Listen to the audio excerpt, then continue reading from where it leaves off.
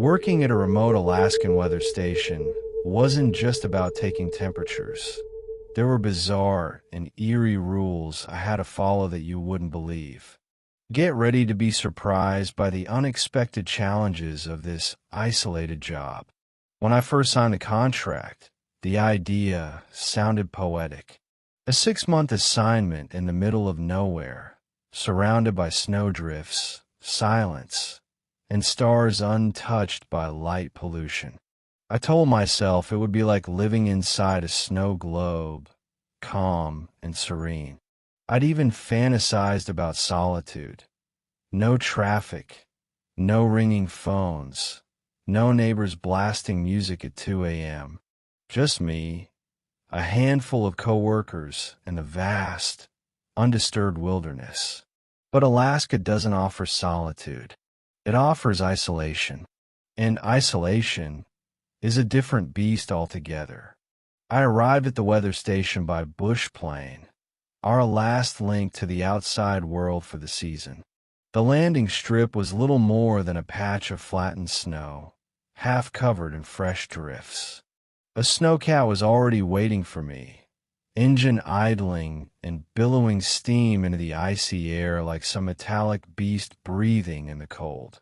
A man in a heavy parka and ski mask waved at me from behind the fog-up windshield. I could barely see his eyes. The cold hit me like a slap the moment I stepped out. It clawed through my layers, biting at my fingers and ears. That was my first lesson. No matter how much you prepare, Alaska always has one more layer of cold waiting for you. The station itself was nestled in a white sea of nothing. A cluster of squat steel buildings, each connected by enclosed walkways. Pipes ran along the roofs like tangled veins, carrying warmth between units. The air smelled of diesel and frost. Beyond that, silence. No trees, no birds, just the endless white and the low hum of the station's generators. Inside, I met the team. There were 6 of us in total, 7, counting me. Hannah, the lead technician, had the energy of someone running on coffee and paranoia. She gave me a tight smile as she handed over the orientation binder. Make sure you read the rules. Not just the safety ones, the real ones. You'll know what I mean. I thought she was joking. My room was small but warm, a metal bunk bolted to the wall, a narrow desk, and a small window that faced nothing but snow. There was a welcome packet waiting for me on the bed, along with the official station handbook. I read it cover to cover. Safety protocols, equipment procedures, emergency contacts, and then, tucked in the very back, behind a laminated inventory sheet, I found a single-page insert, unlabeled, just a list, typed in courier font, like an old typewriter had spit it out. Station rule number 1. If the backup generator kicks in after 3 a.m., do not investigate. Lock your room door. Wait until morning. Ignore any knocking. I blinked at the page. No explanation. No context. Just that one ominous instruction. I brought it up to Hannah the next day over powdered eggs in the common room. She looked at me over her mug, eyes bloodshot and unreadable. You saw it, huh? Yeah. Is it some kind of initiation joke? She didn't smile. Just follow it. You'll be fine. I laughed nervously, trying to break the tension. You're not seriously saying the generator. It doesn't turn on unless something goes wrong, she interrupted. And if it turns on after 3 a.m., don't go looking. That's it. Everyone else avoided my gaze. I could feel the chill in the air had nothing to do with the outside temperature. The first few weeks passed in a fog of routine. Wake up at 6. Run a systems check. Record weather data every 3 hours. Calibrate the anemometer. De-ice the outer sensors. Run samples for cloud condensation nuclei. It was monotonous, but strangely comforting. The routines insulated us from the creeping weirdness that clawed at the edges of the station. We had internet, but only for scheduled syncs, 2 hours every other day. No streaming, no calls, no news. The outside world might as well have been another planet. On day 13, the temperature dropped to minus 41 degrees Fahrenheit. The aurora rippled above the station like green smoke. We all gathered in the communications room, turned off the lights, and watched the sky writhe. That was one of the good nights. Then came day 18. I'd just gone to bed. The wind was howling, rattling the metal walls. It sounded like something was clawing across the roof, slow and deliberate. But that was normal. The wind was always playing tricks. I rolled over, pulling the blanket tighter. Then the lights went out. At first, I thought it was a storm surge. But then I heard the clunk, that heavy mechanical thump echoing through the walls. The backup generator had kicked in. I glanced at the digital clock. The red numbers blinked mockingly. 3:27 a.m. The rule. The stupid, creepy rule. Lock your door. Stay in bed. My room didn't have a lock. Not a real one. Just a sliding bolt. I climbed out of bed and slid it shut with a soft click. My breath came out in clouds. The air was already cooling. Something about the silence felt heavier than usual, like the world outside my room had thickened. Then the knocking started. Soft, deliberate, right at the door. 3 knocks. Pause. Then 2 more. I didn't move. I barely breathed. I waited for someone to say my name, to crack a joke. Maybe it was one of the crew messing with me. But all I heard was the hum of the backup generator and the wind whistling like a scream through the narrow gaps in the siding. Then I heard footsteps in the hallway. Not boots, bare feet, slapping gently against the metal floor. I backed into the corner of the room, heart hammering so loud I thought it would drown everything else out. Another knock, but softer this time, almost pleading. I don't know how long I stood there. Maybe 15 minutes. Maybe an hour. The lights flickered back on at some point. The heat clicked, groaned, then kicked back to life. I stayed put until dawn stained the snow a faint pink through my tiny window. When I finally opened the door, the hallway was empty. No footprints. No signs of anything. At breakfast, no one said a word. I scanned their faces. Tired. Pale. Avoiding eye contact. Except for Hannah. She gave me a slow nod. "You followed the rule," she said. I nodded, not trusting my voice. Good. Some don't. That was the end of it. No one explained who, or what, was knocking. No one discussed the generator again. But from that night on, I started sleeping with my boots on, and I never left my door unbolted. There's a rhythm you eventually fall into out here. A pattern of waking, working, watching, and worrying. The days blur together like frost on a window pane. But it's not the cold that eats away at you. It's the silence. The kind that seeps into your bones and curls around your thoughts like a sleeping animal. At first, it's comforting. Then, it's unbearable. After the generator incident, I began keeping a notebook of everything I saw and heard, just in case something went wrong, and I had to explain. It felt dramatic at first, paranoid, even, but the others were doing it too. Little journals with dog-eared pages tucked under pillows and mattresses. One night, I caught sight of Hannah flipping through hers, a flashlight in her mouth, eyes scanning the same line over and over like she was memorizing a warning. It was a week later when I saw something that changed everything. It started with a mirror. We weren't supposed to bring many personal items to the station. Space was limited, and shipping out here was expensive. Essentials only.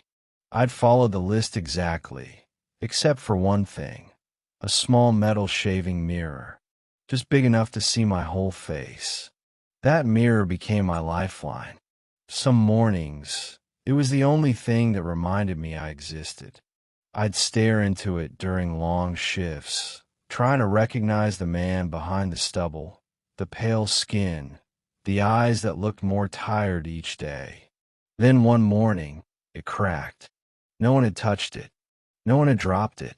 I found it splintered right down the middle on my desk, as though something had flexed behind the glass and broken its reflection from the inside. When I showed it to Hannah, she went rigid. "You brought a reflective surface?" she asked, her voice tight. "It was just a mirror," I said. Palm-sized. "Barely. Did you read Rule 2? "I only saw the one rule." She disappeared into her quarters and returned with a copy of the rules. Mine had apparently been missing a second page. Station Rule number 2. Do not bring reflective surfaces larger than your palm. If one cracks on its own, do not attempt to fix or dispose of it. Place it outside, 10 feet from the station, and do not look at it again. "You're lucky it cracked," she said. "They don't always. Sometimes they just show things." I wanted to laugh, but I couldn't. Her face was serious, pale, like someone reciting a prayer they hated believing in. That night, I followed the rule. I took the cracked mirror outside, bundled in 3 layers of coats, and placed it 10 feet from the back generator shed. The wind screamed across the tundra, carrying fine needles of snow that stung my cheeks. My hands were numb, even inside my gloves. As I set the mirror down, I felt an overwhelming urge to glance into it one more time, just to see if my face was still there. But I didn't. Something about the air felt wrong, like I wasn't alone. I left the mirror and returned inside. The next morning, it was gone. I asked around, but no one had touched it. No one had even gone outside that night. When I went to the spot, there were no footprints leading away, only mine, fading into the drift. And in the snow, just where the mirror had been, I found something else, a single fingerprint, pressed deep into the ice, as though someone, or something, had leaned in to touch the glass from the other side. After that, I stopped looking into windows at night. Routine became survival. The less you thought about the rules, the safer you felt. And yet, they lingered in everything we did. Take communication, for example. Our station had a 2-hour window every other day to upload reports and download basic messages from the meteorological center. Text only. No calls. No video. The bandwidth couldn't handle anything more than that. But about a month in, we started getting extra transmissions. They weren't coming during the syncs. They weren't from the center. And they were all addressed to the same person, Clark. Clark was our comms guy, ex-Air Force. Quiet, but not unfriendly. The kind of man who always had the right tool and knew how to use it. He'd been here the longest, 5 seasons in a row. One night, I found him in the radio room, headphones on, staring at the screen like it had grown teeth. I asked if everything was okay. He nodded, slowly. "Just static," he muttered. "False signal." But later that night, I passed his door and heard him whispering. A one-sided conversation. I couldn't make out the words, but I heard him pause like he was listening to someone reply. The next day, Clark didn't come to breakfast or lunch. By dinner, we were worried. Hannah knocked on his door. No answer. We used the override key. The room was empty. His bunk was made. His duffel was gone. His boots were missing. But the coat he always wore was still hanging on the wall. A steaming mug of coffee sat on the desk, still warm. And on his nightstand, his notebook, open to a single sentence written over and over. He said, "I'm needed outside." We searched the grounds. Nothing. No footprints. No sign of struggle. Just snow stretching endlessly into white oblivion. When we radioed it in, headquarters replied 3 hours later. Clark was never on the winter crew manifest. We stared at the message in silence. He was real. We remembered him. We worked with him. His handwriting was in the logbooks. He fixed the damn generator on day 4. But they insisted. No Clark. No record. No file. Nothing. Hannah taped his notebook to the back of the storage room door. Proof, she said, in case someone starts forgetting again. The rules weren't just about keeping safe. They were about keeping sane. We started to watch each other more closely. Little things mattered. How long someone stared into a dark window. How often they checked the hallway camera feeds, whether they talked in their sleep. At first, we joked about it, called it snowbrain. But over time, the joke stopped. Everyone had their own coping rituals. I started sleeping with earplugs. One guy wore sunglasses indoors at night. Hannah recited station procedures under her breath like a mantra. And still, the rules crept deeper into our lives.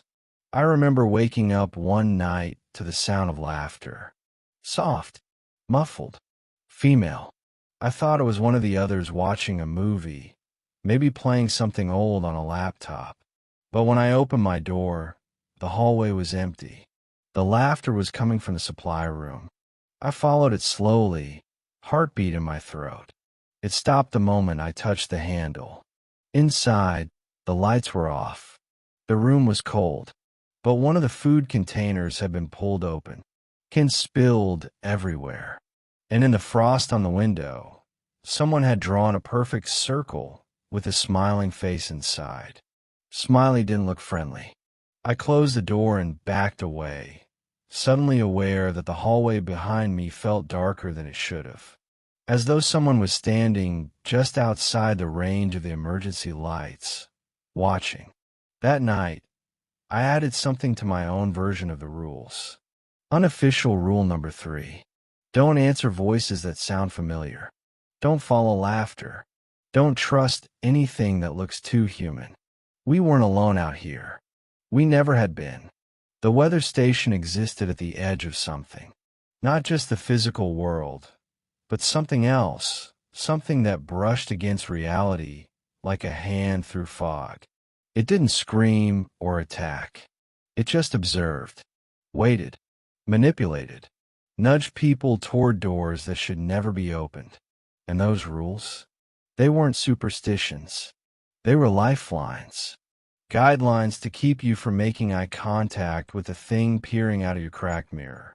Protocols to keep your sanity intact when your coworker gets erased from reality and no one outside remembers him. Restrictions designed to protect you from the temptations that the cold carries on its breath at night. Next came the final rule, the one we all feared most.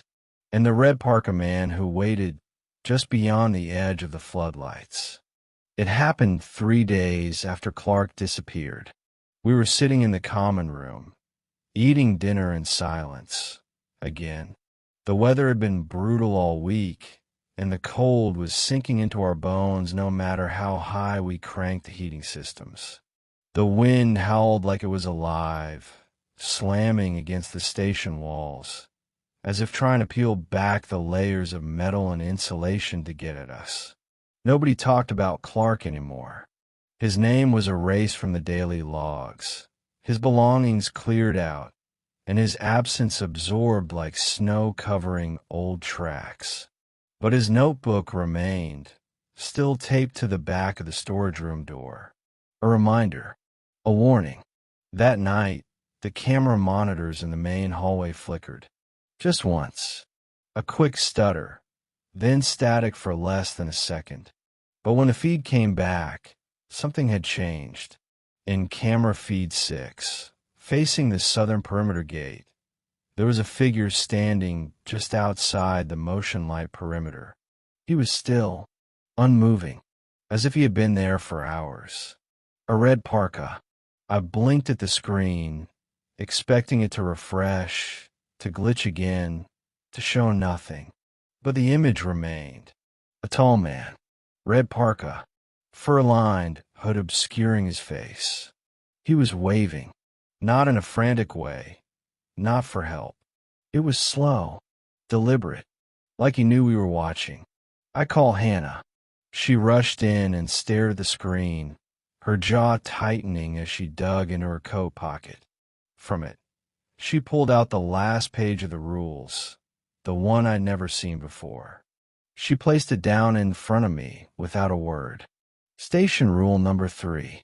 If you see a man in a red parka outside the station, do not engage. Do not wave back. Do not speak to him. He does not work here. Do not let him in under any circumstances, even if he knows your name. Has anyone ever talked to him? I asked. Hannah didn't respond immediately. She just looked at the monitor. Once, she finally said, a long time ago, before I came here, the entire crew vanished. The next crew found their gear still inside. Every door still locked. No signs of entry or exit, except one thing. The monitor showed a man in red, standing just outside the mess hall door for 8 hours straight. I felt cold sweat bead at my temples. What does he want? No one knows. Maybe nothing. Maybe yes. Doesn't matter. You follow the rule. We checked the cameras all night. The man didn't move. He just stood there, arm raised, slowly waving every few minutes like clockwork. The snow piled around him, and still he stood. No footprints led up to him. No breath fogged in front of him. Just stillness.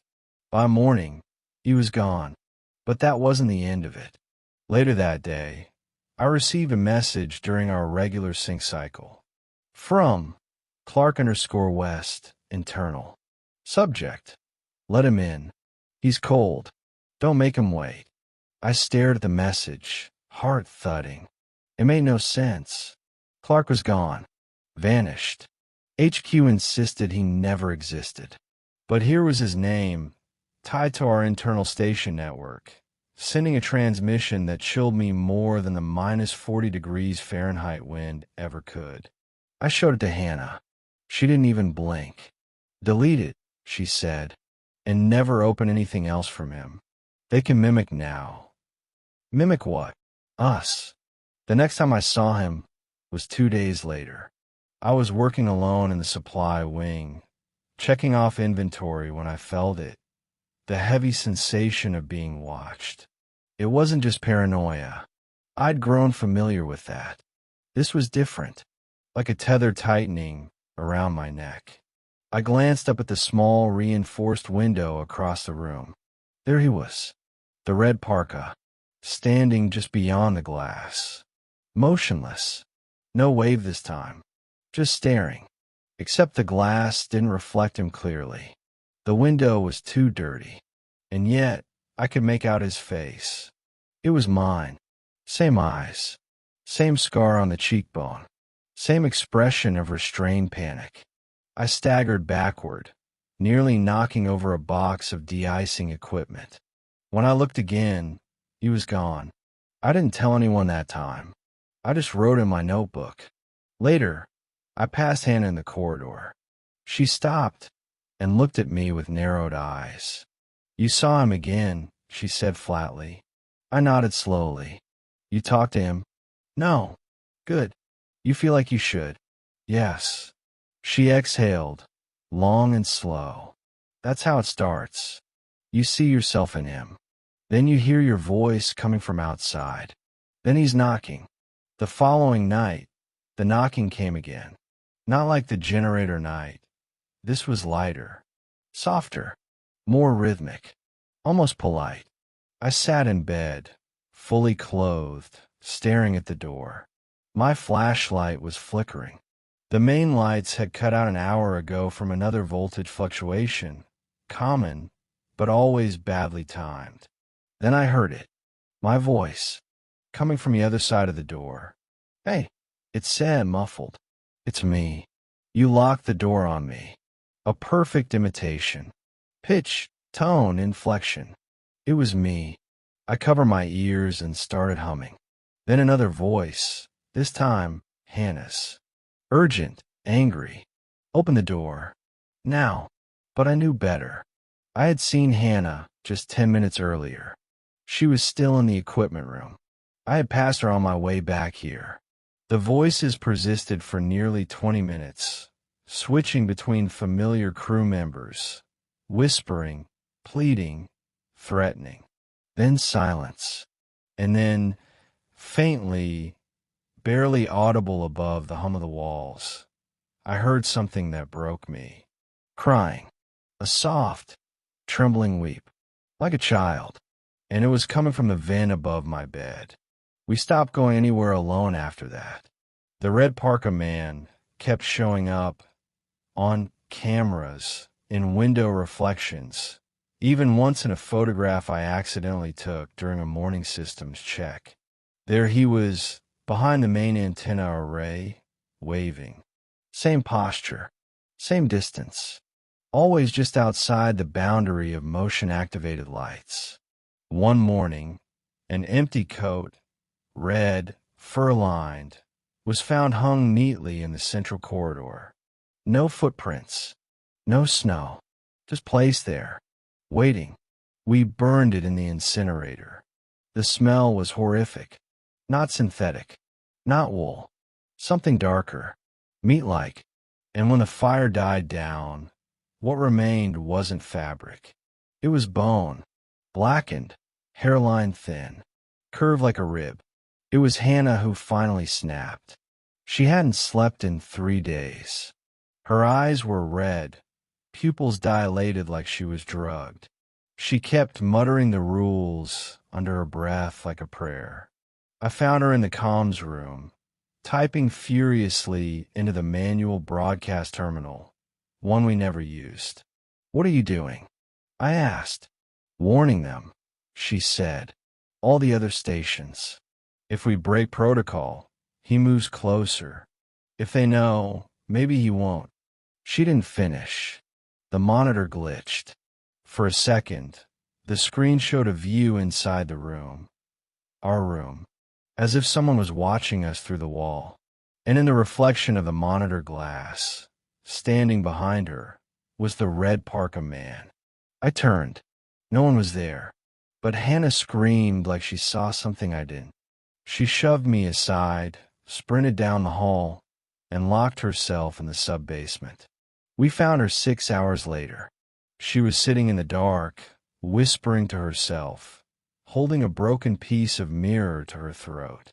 It took both of us to wrestle it from her. She didn't speak for the next 2 days, but she wrote one final entry in her notebook. He waits for the rules to be forgotten.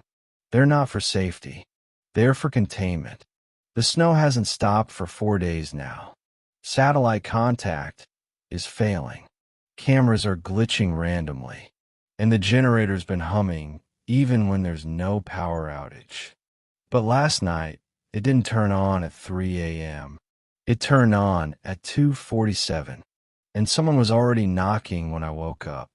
I used to think the knocking was the worst part. The sharp, deliberate taps in the middle of the night, the silence that followed, pressing against my chest like a weight. The way it made you doubt your hearing, your memory, your sanity. But the night it started early. The night it came at 2:47 a.m. I realized the knocking wasn't the horror. It was the warning. I jolted awake to the sound of the backup generator grinding into motion, its thudding rhythm shivering through the station's metal walls. The lights flickered once, then went dark. A heartbeat later, the backup kicked in, casting everything in a dim, orange glow. That's when I noticed the time. 2:47. Rule 1 was clear. The generator shouldn't activate unless we lost power. And if it happened after 3 a.m., we were never to investigate. But this time it came early, which meant either something had changed or the rules no longer applied. Then came a knock. 3 sharp raps. Then silence. Then a voice. Hey, it's me. Not my voice this time. It was Jonas, one of the interns who'd been quiet the entire season. Barely 22. Barely spoke above a whisper. I pressed my back against the wall, sliding toward the floor. The bolt on my door was locked tight, but suddenly that didn't feel like enough. Come on, man. Open up. It's freezing out here. His voice was shaking. Not from cold. From panic. I closed my eyes, trying to steady my breath. Jonas was in his room, 2 doors down. I'd watched him go in after dinner. I had seen him, hadn't I? Another knock, softer this time. Closer. Too close. Something brushed the edge of the door. Not a hand, something longer. Scraping. Then the voice changed. No longer Jonas. It was Hannah. Please open the door, she whispered. You left me out here. The voice was wrong. It was flat, monotone, like a recording looped through static. Then came the scream. Not from the hallway. From outside. Somewhere out past the generator sheds. Distant. Inhuman.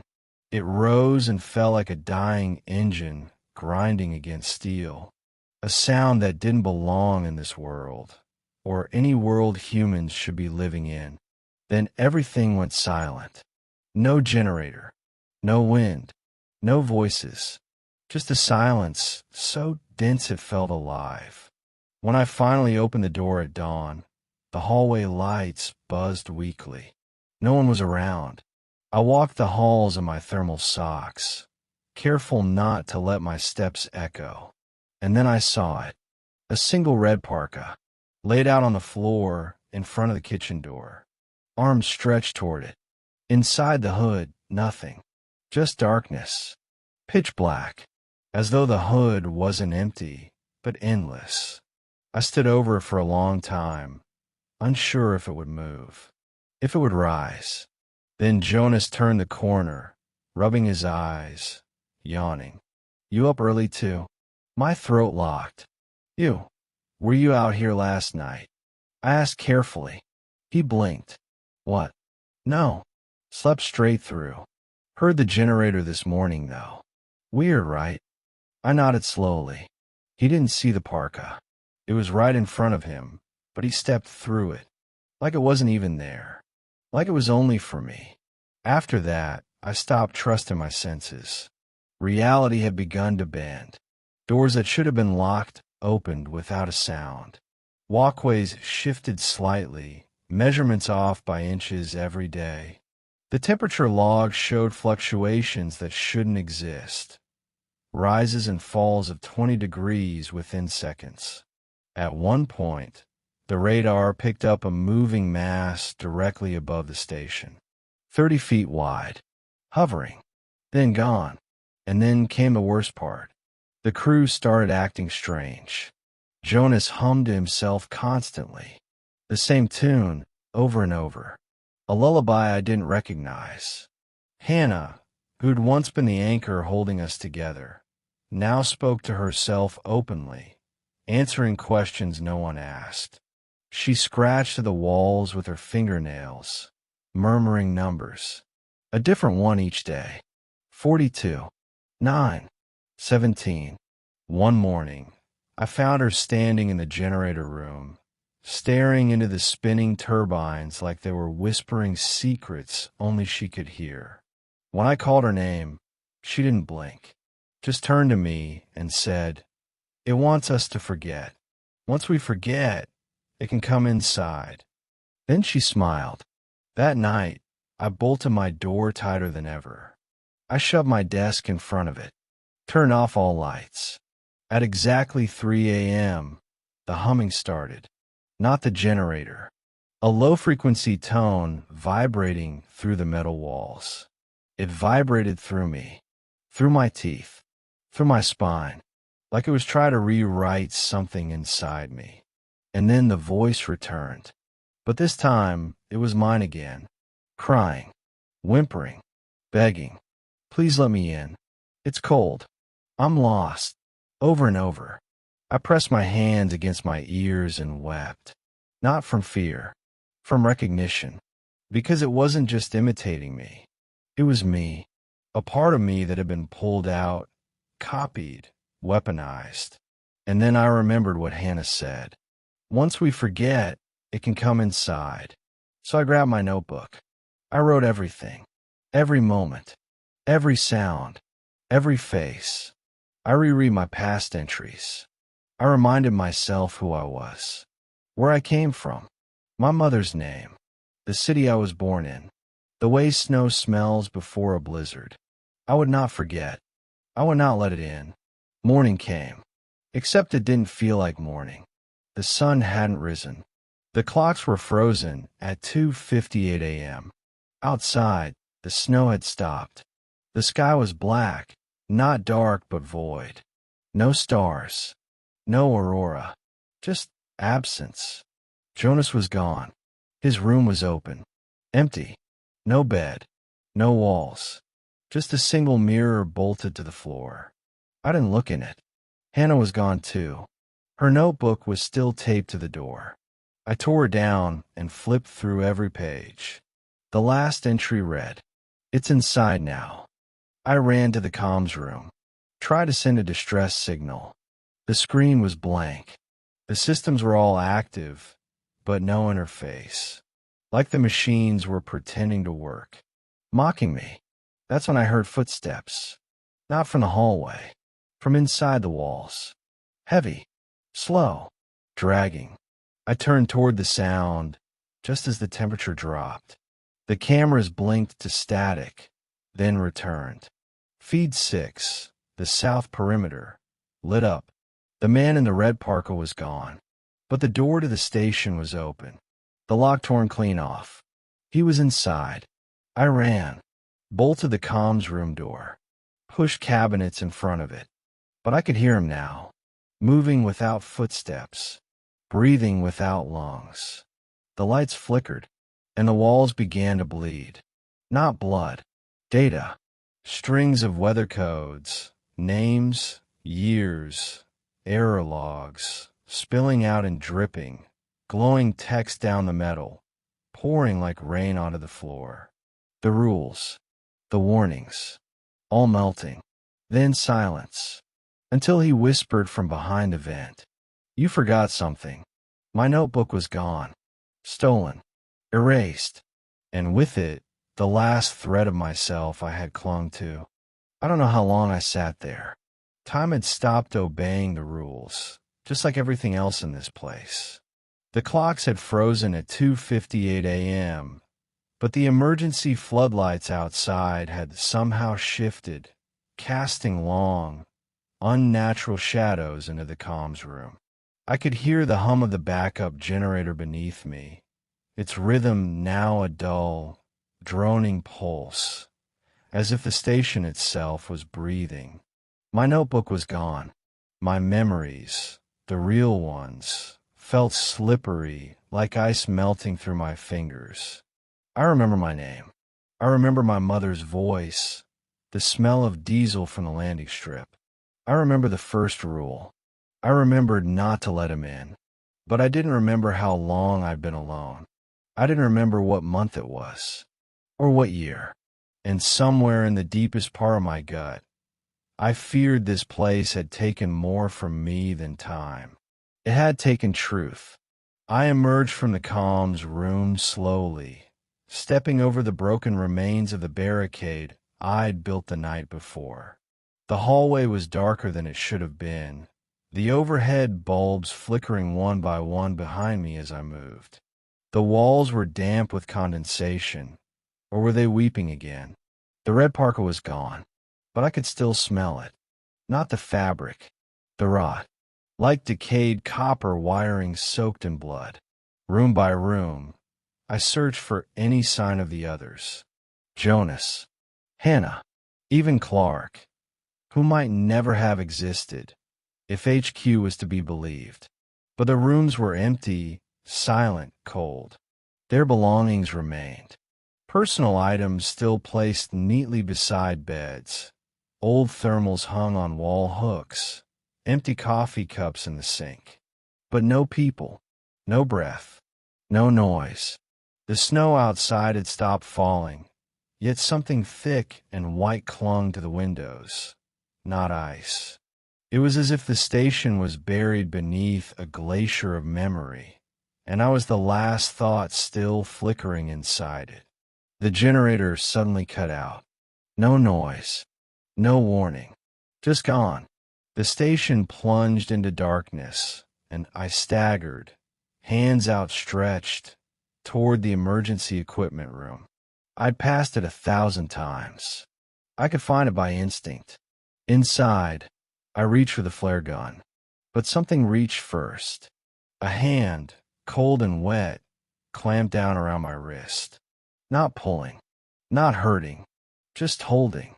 And then the whisper, "You were always meant to stay." I screamed and twisted free, falling hard onto the floor. My flashlight clattered and rolled, casting wild arcs of light across the walls. No one was there, but the locker door was ajar, and inside, a cracked mirror, my face in a dozen shattered pieces, each shard moving independently, smiling, frowning, screaming, bleeding. I closed the locker. I didn't take the flare. What'd I even shoot it at? The central control hub, the heart of the station, was humming softly when I entered. Not the familiar hum of machinery, but a choral one. Multiple tones, multiple voices. The monitors were all on. Each screen displayed a different feed, but all feeds showed the same thing, me, standing in different hallways, different times, some versions smiling, some holding weapons, one with no eyes.